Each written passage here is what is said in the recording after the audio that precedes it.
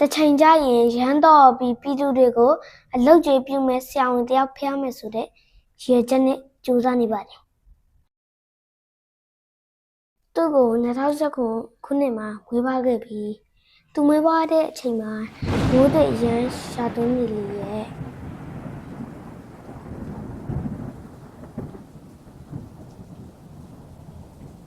ဒါကလေအီးမြချင်းဆိုတဲ့ရဲအယောင်ပဲပေါ့အောင်မြင်ပါစေအရာခတ်သိမ်းပျော်ရွှင်ပါစေဒါကတော့သူကကြည့်မိခဲ့တဲ့ပုံရိပ်တွေပါစန္ဒရီအလုံးပြေဆုံးမျောလင်းခြင်းများနဲ့ထပ်တူနေထိုင်ရှင်သန်နိုင်ဘူးအကျဉ်းနာစိတ်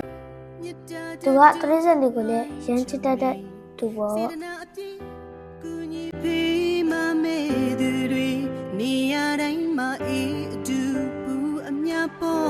ကတော့ချားသူမဟုတ်ပါဘူး Future Plan Channel ရဲ့ Plan Center ကျွန်တော်ကောင်းထုတ်ဝေပဲဖြစ်ပါတယ်မညံကောင်းသူတယောက်ဖြစ်တာကြောင့်စာရီကြိုက်ရင်ခဏလေးရပါတယ်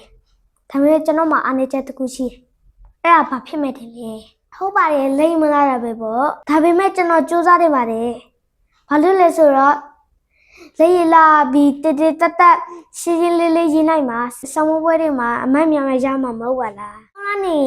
ကျွန်တော်စာအုပ်ထဲမှာရှိတဲ့လက်ရည်လေးတွေဟာအရင်ခါတဲ့ပို့ပြီးလာပတည်တက်နေရမယ်လို့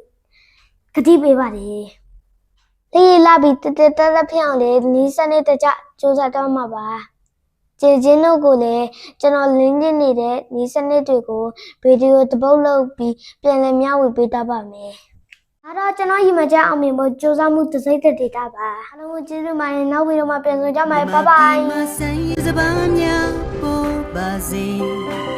မြမပြည်မှာတာယာချမ်းမြေကြပါစေနှလုံးသားလာသူများတိုးတဲ့တိုးပွားကိုစိတ်နှပါ